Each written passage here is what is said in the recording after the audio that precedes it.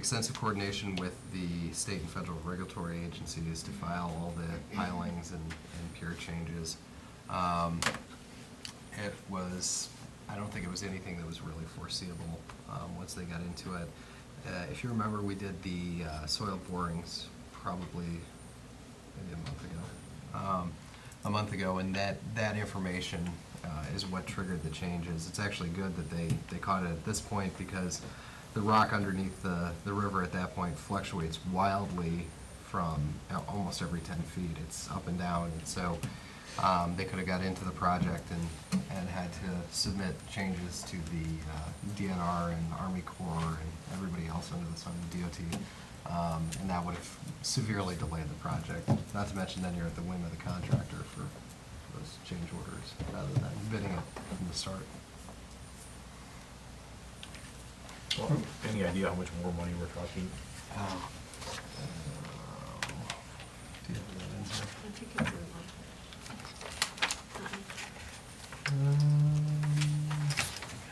27,200. 27,200. That's the WHKS or for the, That's the WHKS. I don't, honestly, some went up, some went down. I don't think the actual overall cost of the bridge is gonna increase. okay, that's what I was curious about. At least not substantially. It's mainly just the fact that where they're placing those pilings and how far they're going down on different ones, it affects the design pretty significantly, especially because it is a structural component. It's not just, put something off the side of it. Do we have a motion? Move to approve. Second. Roll call vote. Rusher? Aye. Hader? Aye. Goodell? Aye. Slater? Aye. Next, we need a motion to approve the following proposed resolution number 2013-107. A resolution approving and authorizing execution of a development agreement by and between the City of Humboldt and Precision Tank and Equipment Company, and an economic development assistance contract with Precision Tank and Equipment Company and the Iowa Economic Development Authority. This is the development agreement that was considered in the public hearing at the last council meeting for Precision Tank. They're starting their construction work already up in Northwest Industrial Park.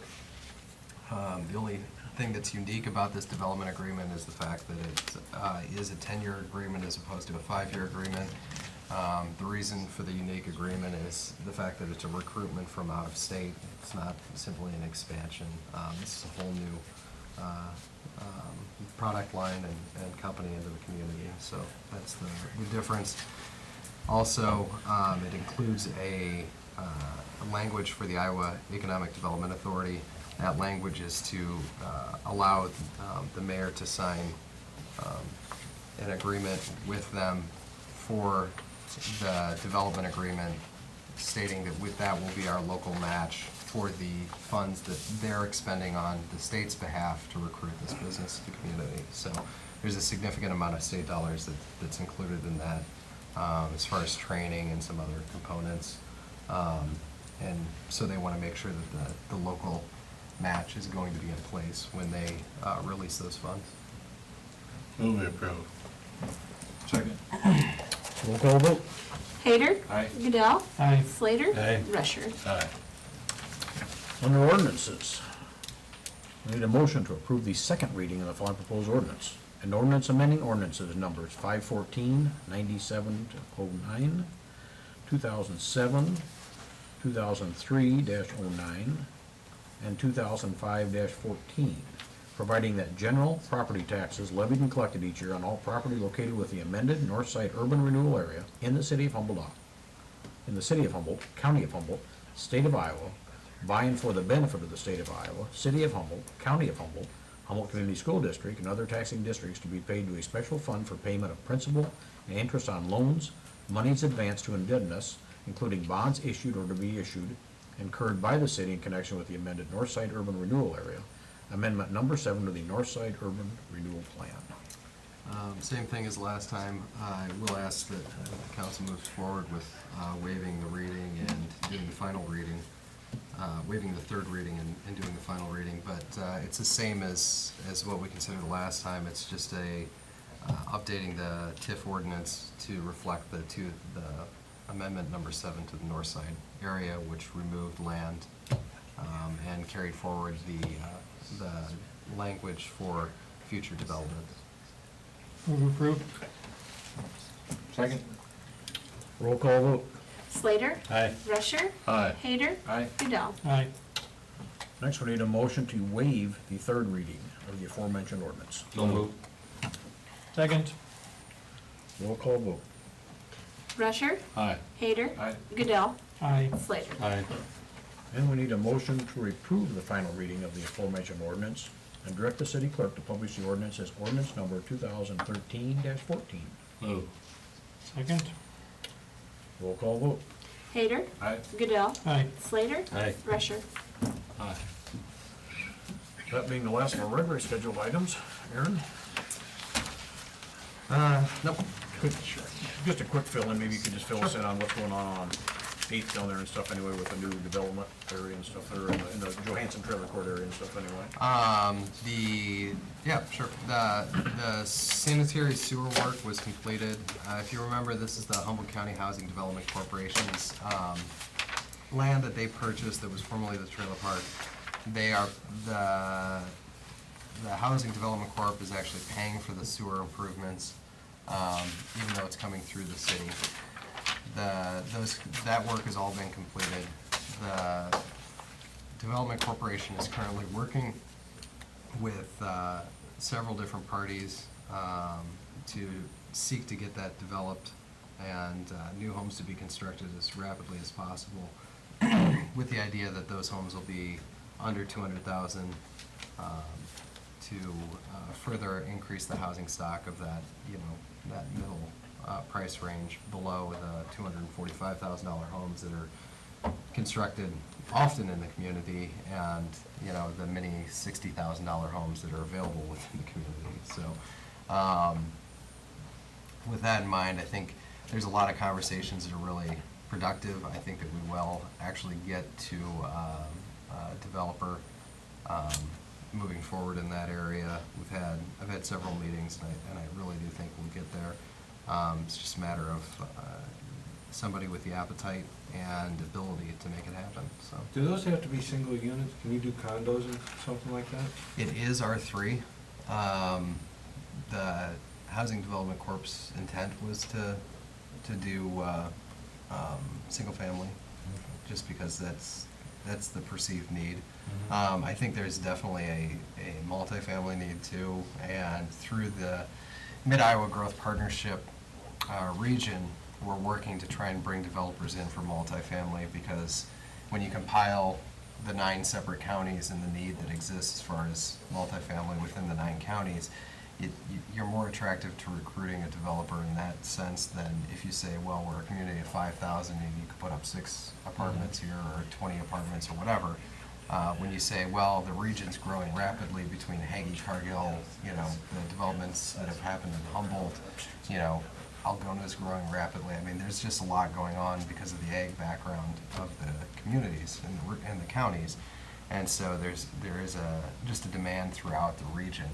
And so through that regional pooling, we're trying to talk to some folks out of Kansas City that are involved in rural multifamily projects, just various opportunities, some that have been explored through the National Rural Economic Development Association. I think NREDA is the name of it.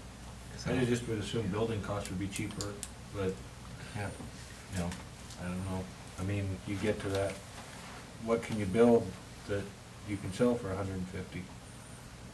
Well, and that's the advantage if you go to somebody who can do a little bit of an economy of scale. Mhm. If you're putting multiple foundations in the ground, you can cut your costs a little bit.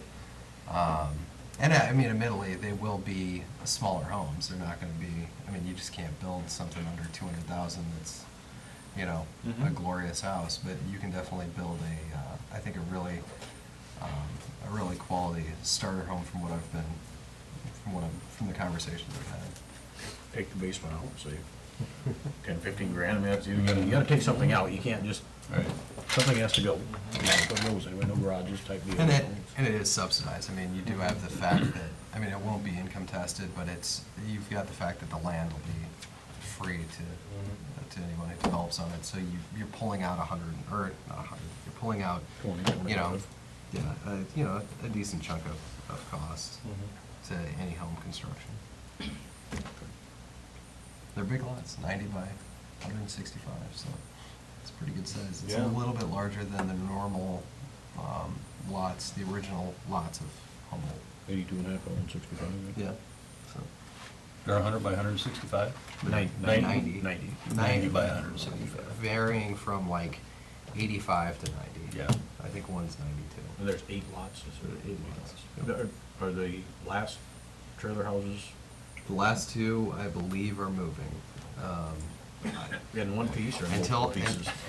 until they're gone, I can't say that they're moved, but we went from 3 to 2 since the last council meeting, and hopefully by the next council meeting, I can tell you, we're down to 0. We're working on it. Anything else? Nope. Gloria, anything? No, I don't. Daryl? No, I don't. Joe? Nothing. Joel? Nope. John? No, I don't. I did get some good news today. Blacktop Service came and got me today, and we went for a drive, and we drove down to the intersection by Leroy Clapper's house. And that's a fairly bad intersection. Blacktop Service is offering at no charge to the city to redo that intersection.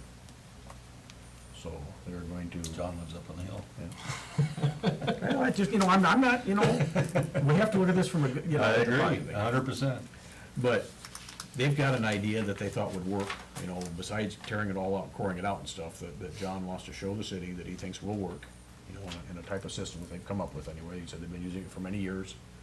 And, if it works fine at a much lower cost anyway, for rehabilitation more or less, that the city could look at for other intersections or other roads and stuff anyway, in the future anyway. So that's where they're proposing to do this, and, as upstanding members in our community, and I think this is, something to show us, and benefit of having a local contractor live in town and stuff and everything. So I do want to thank John and the whole family anyway for offering to do that for the city, and as weather permitting.